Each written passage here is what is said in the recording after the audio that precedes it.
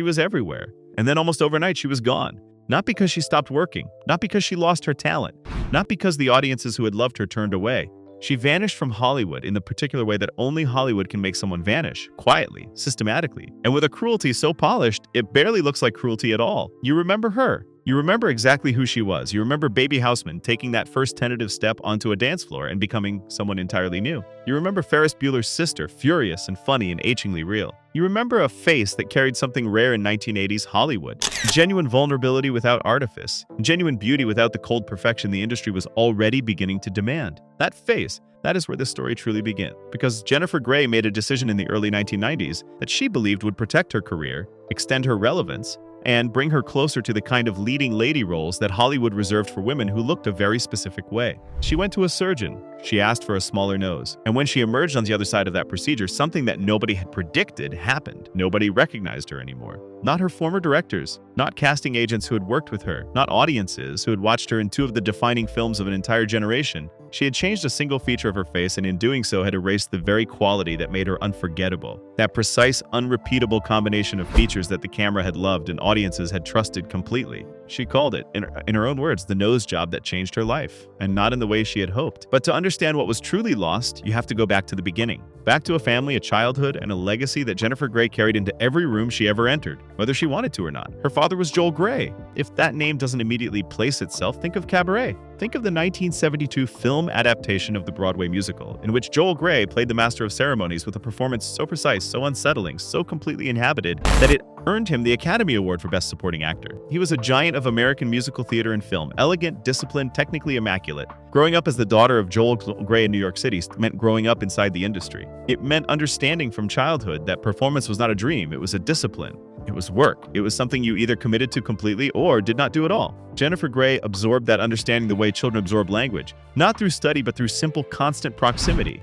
She trained seriously. She studied dance. She took acting classes with a focus and a seriousness that her peers sometimes found intimidating. By the time she was ready to pursue a professional career, she was not a young woman hoping to be discovered. She was a trained performer looking for the right door to open. The first significant door opened in 1984. Red Dawn was not a film that announced a major new talent so much as it confirmed that one existed, in a cast that included Patrick Swayze, Charlie Sheen, and Thomas Howell, young actors already generating serious industry attention. Jennifer Grey held her own with a quietness and a precision that careful observers noticed. She was not the flashiest presence in the film. She was something more durable than flashy. She was believable. In a film built on action and adrenaline, she brought something human and grounded that anchored every scene she appeared in. Then came Ferris Bueller's Day Off in 1986. John Hughes cast her as Jeannie Bueller, Ferris's older sister, a character whose resentment and frustration and eventual complicated grace gave the film an emotional counterweight that it absolutely required. In Lessa's hands, Jeannie could have been a one-note obstacle. In Grey's hands, she became the most emotionally honest character in the entire film.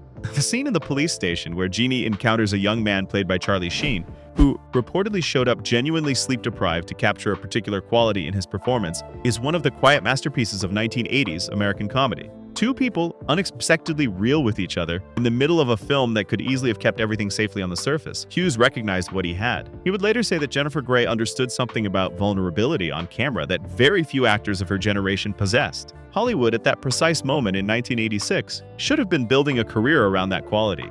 Instead, something else was about to happen. Something that would change everything for Jennifer Grey, for American cinema, and for the conversation about what women in Hollywood were actually worth. A small film, a modest budget, a story about a summer resort in the Catskill Mountains in 1963, about class and desire and the particular freedom that music and movement can offer to people whose lives have otherwise been carefully circumscribed. They called it Dirty Dancing, and nobody, not the studio, not the producers, not the cast, and certainly not Jennifer Grey herself, had any idea what was coming. Dirty Dancing was not supposed to matter. That is not a cynical reading of history. That is precisely what the people who financed it believed when they agreed to make it. Vestron Pictures was a home video distribution company that had recently decided to try its hand at film production. Their budget for Dirty Dancing was approximately $4 million, a figure that, even by the standards of 1987 independent filmmaking, signaled modest expectations and limited ambition. They were not making a film they expected to define a generation. They were making a product they hoped might recoup its costs. The director was Emile Ardolino, who had previously worked primarily in documentary film and television. The screenplay was written by Eleanor Bergstein, who had drawn directly from her own childhood summers in the Catskills, her own experience of learning to dance, her own memories of a world that existed in that particular American moment between the innocence of the early 1960s and the upheaval that was about to arrive. Bergstein had been trying to get this story made for years. Hollywood had not been interested. The material seemed too small, too personal, too rooted in a specific time and place that the industry assumed had limited commercial appeal. She was told repeatedly, and by people who considered themselves authorities on such matters, that nobody wanted to watch a film about dancing at a Jewish resort in the Catskills. She persisted anyway. When casting began, the role of Johnny Castle, the dance instructor whose relationship with Baby Houseman forms the emotional center of the film, went to Patrick Swayze almost immediately. Swayze had appeared alongside Jennifer Grey in Red Dawn 3 years earlier, which meant the two of them arrived on set with an existing familiarity, a shorthand, a knowledge of how the other person moved and reacted and filled a space. What nobody knew at the time, and what has only emerged fully in the years since, is that this familiarity was not entirely comfortable. Grey and Swayze had experienced genuine friction during the making of Red Dawn. Nothing catastrophic, nothing that prevented them from working together professionally, but a real interpersonal tension that both of them were aware of and neither had fully resolved. When they were cast together again in Dirty Dancing, there were quiet concerns on both sides about whether that history would complicate the chemistry the film absolutely required. It did not complicate it, it created it. The tension between them, the slight guardedness, the awareness of each other that came from unresolved history rather than easy familiarity, translated on camera into exactly the kind of charged, complicated dynamic that Eleanor Bergstein's screenplay demanded. Johnny and Baby are not immediately comfortable with each other. They circle each other. They push against each other. They discover each other gradually and not without resistance. That was not entirely acting. The dance rehearsals were extensive and physically brutal. Grey and Swayze trained for weeks before principal photography began, working with choreographer Kenny Ortega, who would go on to direct the High School Musical franchise, to build sequences that needed to look simultaneously professional and emotionally raw. The famous lift, which becomes the climactic image of the entire film, required days of rehearsal in a lake before Grey felt confident enough to attempt it on dry land. She was terrified of the lift. She has spoken about this openly in the years since. Not of falling precisely, but of the particular vulnerability of being raised above another person's head and held there, suspended and completely dependent on someone else's strength and judgment. For a woman who had spent her entire professional life working to be taken seriously on her own terms, there was something in that image of being lifted, displayed, held aloft by a man that required genuine personal negotiation before it became something she could surrender to fully. When she finally surrendered to it, the image became iconic. Dirty Dancing was filmed in 43 days in the mountains of Virginia at a location called Mountain Lake Lodge that doubled convincingly for the Catskills setting of Bergstein's screenplay. The budget was so tight that the production could not afford to build significant sets. What you see in the film is largely what was actually there, dressed and lit with ingenuity born from financial necessity. The authenticity that audiences responded to so powerfully was not entirely an artistic choice. It was partly the result of not having enough money to construct anything artificial. The film was completed and delivered to Vestron Pictures, who previewed it for test audiences in the spring of 1987. The response was unlike anything the company had experienced. Women in the test screenings were not merely responding positively. They were responding with an intensity that went beyond normal audience enthusiasm, returning to see the film multiple times before it had even officially opened, bringing friends, bringing their daughters, describing the experience in terms that suggested they had encountered something that spoke to them in a register that most films never attempted.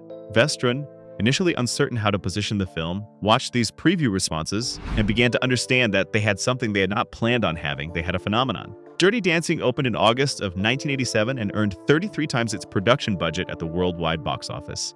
The soundtrack album spent 18 weeks at #1 on the Billboard charts.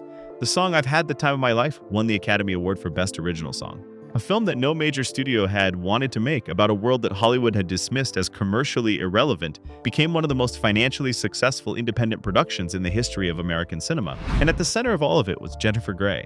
Her performance as Baby Houseman is, in the most precise technical sense, a masterclass in the specific art of transformation on camera. You watch her change across the film's running time, not in the broad, declared way of many coming-of-age stories, but in the subtle, accumulative way that real change actually happens. A shift in posture, a new quality in the eyes, the gradual replacement of self-consciousness with something approaching self-possession. It is the kind of performance that looks effortless because the work behind it is invisible. Hollywood, in the summer of 1987, had every reason in the world to take Jennifer Grey and build something lasting around what she had demonstrated she could do. What Hollywood did instead is a story about an industry that has always been more comfortable with a certain kind of beauty than with the kind of truth that Jennifer Grey carried so naturally in her face. And that story was only just beginning.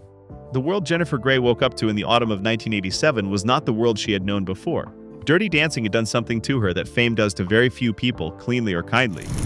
It had made her recognizable in the specific, overwhelming way that only a certain kind of cultural phenomenon produces. Not the slow-building recognition of a respected working actor, but the sudden, total visibility of someone who has become a symbol. Strangers approached her in restaurants. Women her age stopped her on sidewalks to tell her what Baby Houseman had meant to them, what the film had given them, what they had felt sitting in those theaters in the summer of 1987. It was by any measure an extraordinary moment, and it carried within it, invisible to everyone watching from the outside, the precise weight that would eventually crush the career it appeared to be launching. Because Hollywood in 1987 was already changing in ways that would prove deeply unkind to a woman whose greatest asset was her unconventional authenticity. The industry was accelerating its long romance with a particular aesthetic, sharper, more symmetrical, more manufactured, and the qualities that made Jennifer Grey compelling on screen were the same qualities that certain powerful people in that industry had already decided to categorize as limitations rather than gifts. She was offered roles after Dirty Dancing. That part of the mythology that suggests she was immediately and completely shut out is not precise. But the roles she was offered carried a particular quality that she recognized and that anyone paying careful attention could see. They were smaller, they were less central. They were the roles you offer an actress you have decided to keep useful without investing in seriously. The message was never spoken directly. It rarely is in Hollywood. It arrives in the gap between what an actress has demonstrated she can do and what she is subsequently asked to do.